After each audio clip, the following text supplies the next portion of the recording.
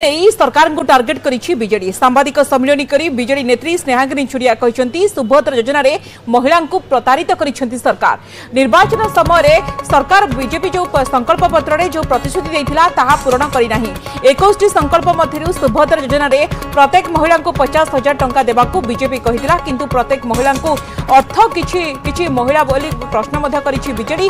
जेतबळे सुभद्रा योजना रे 2 वर्ष रे नगद 50,000 टंका मिलिबो बोली कहिथिले, किंतु एबे 5 वर्ष रे एही अर्थ दिया जिवो बोली कहउछंती। मुख्यमंत्री एवं मंत्री बार्ता रे मध्य कोनोसी तालमेल रहुनी। प्रथमे सुभद्रा योजना रो गाइडलाइन सठी करंतु तापरे जाई याकू लॉन्च करिवे बोली बीजेडी कहिछि। गाइडलाइन परिवर्तन रहले आगामी दिन रे गांरु राजधानी पर्यंत आंदोलन को व्यापक कराजिवो बोली कहा जायछि। फुल भाल आपण एसएपी बाहर करछंती, गाइडलाइन बाहर करछंती। आपनकर महिला शिशु विकास मंत्री गोटे कथा कहउछंती, आपनकर मुख्यमंत्री गोटे कथा कहउछंती, आपनकर अन्य मंत्री गोटे कथा कहउछंती। एटा कोन प्रहसन? महिला मान को कोन आपण माने प्रहसन रो माध्यम बोली भाबुछंती, मिछ कहिबार माध्यम बोली भाबुछंती।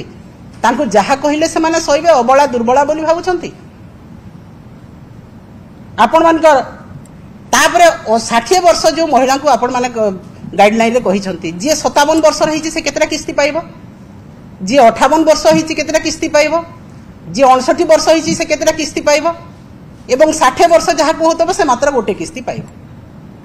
आपनकर जहा एसओपी देइसंती संपूर्ण भाबरे भूल एसओपी दिया हिछि एवं प्रत्येक महिला को देबा कथा कहूतिबा भारतीय जनता पार्टी आज महिला को प्रतारणा करिछि। तेणु बिजु जनता दल तरफ आपन को चेतावनी दिया होची, सचेतन करा होची जे एई गाइडलाइन को आपन तुरंत चेंज करंतु एवं तापरे लोकार्पण करिवे। समस्त महिला को 50,000 टंका डायरेक्ट आपन दियंतु। वर्तमान समय गोटे छोट ब्रेक।